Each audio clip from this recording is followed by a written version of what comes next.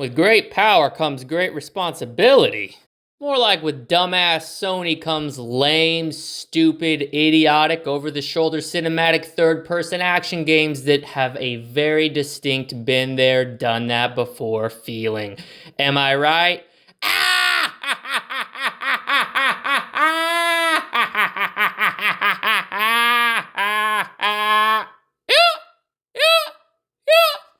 Marvel Spider-Man 2 is an abomination to the gaming industry. Not even just gaming, but is an abomination to entertainment as a whole. I have not played a worse game in my life. I haven't played a worse game. I wouldn't even call this a game, because for something to be a game, that invokes the idea of fun.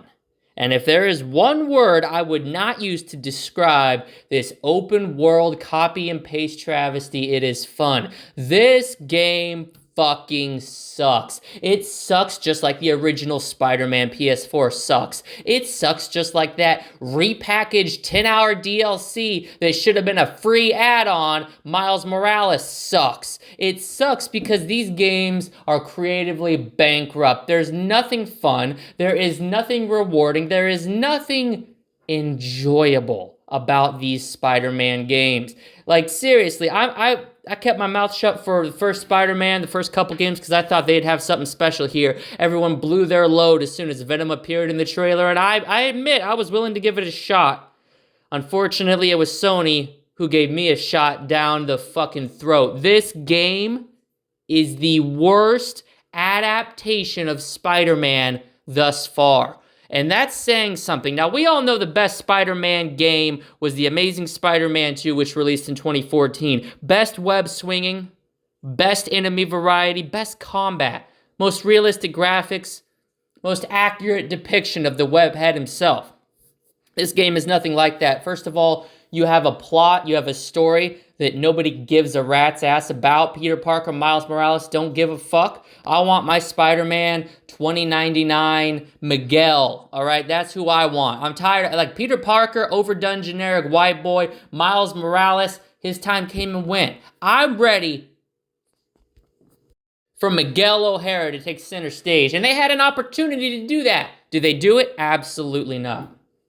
This game is a tired, old rehash, man. At this point, we're not even talking about beating a dead horse. The horse is literally pounded into the ground, and we've yanked out a shovel, and we're still trying to beat the fucker. Like, this is so terrible. I don't know. If you're excited for this garbage, there's something wrong with you. Please get a psychological evaluation. Please seek professional help, because nobody, and I mean nobody, should willingly fork over their hard-earned money for what they know to be trash. And don't you act like you don't know it's trash, because I'm right here telling you it is fucking garbage. Nobody deserves to be treated like this. They should use this fucking game as torture for prisoners. They should use this fucking game for people to rack up hours off of their parole sentencing, all right? You want to talk about community service? Fuck picking up cans on the side of the road. Sit them down, make them play shitty-ass Spider-Man 2. I guarantee you will have better criminal reform in this country than the Biden administration could ever hope to achieve. That's not just a promise. That's a guarantee from Dead Metal, who also, I'm throwing my hat in the ring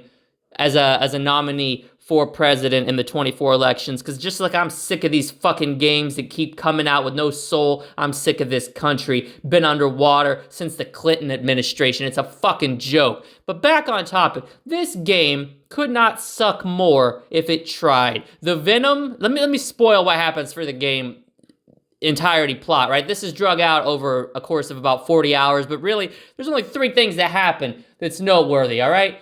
Number 1, Venom shows up, he wrecks Spider-Man, you're playing as Miles Morales half the game because Peter Parker's in the hospital. Number 2, Aunt May's still alive, she's resurrected through some voodoo zombie magic, so we have Aunt May back, completely invalidating the emotional impact of the original. And number 3, at the end, Peter Parker hangs up being Spider-Man and fully passes the torch to Miles Morales. It's a fucking joke. The plot here is not a plot at all. It's got no hard-hitting twists and turns. The pacing's all over the place. There's an absolutely abysmal amount of jokes in here that don't land.